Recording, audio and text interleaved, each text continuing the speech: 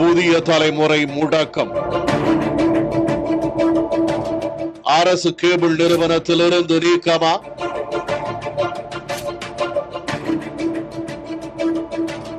தமிழகத்தின் பல இடங்களிலும் அரசு கேபிள் டிவி சந்தாதாரர் வீடுகளில் புதிய தலைமுறை தெரியவில்லை என புகார். புதிய தலைமுறை தெரியாததன் பின்னணி என்ன? பதில் சொல்ல மறுக்கும் அதிகாரிகள். தமிழ்நாட்டின் அரசு கேபிள் நிறுவன இணைப்புகள் உள்ள பல்வேறு ஊர்களிலும் புதிய தலைமுறை சேனல் தெரியவில்லை எனும் புகார்கள் வந்த வண்ணம் உள்ளன. தமிழகத்தின் பல்வேறு ஊர்களிலும் அரசு கேபிள் நிறுவனத்திலிருந்து புதிய தலைமுறை சேனல் பரவலாக நீக்கப்பட்டுள்ளதா எனும் கேள்வியை இது எழுப்புகிறது.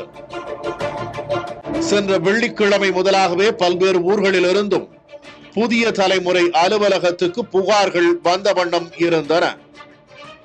அரசு கேபிள் நிறுவனத்தின் கீழ் கேபிள் இணைப்பை பெற்றிருப்பவர்களுக்கு வழக்கமாக 44 எனும் எண்ணில் புதிய தலைமுறை தொலைக்காட்சி ஒளிபரப்பாகும். ஆனால் இப்போது காட்சியே தெரியவில்லை எனும் புகாரை பார்வையாளர்கள் பலரும் கூறினர். அடுத்து சனி, ஞாயிறு, திங்கள் 3 நாட்களிலும் அரசு கேபிள் சார்ந்த அதிகாரிகளை புதிய தலைமுறை நிறுவனத்தின் சார்பில் தொடர்பு கொண்டு இது குறித்த புகார்களை பகிர்ந்து கொண்ட போதும் அவர்களால் தெளிவான பதிலை கூற முடியவில்லை. ஆயினும் புதிய தலைமுறை அரசு அதிகாரிகளின் பதிலுக்காக காத்திருந்தது.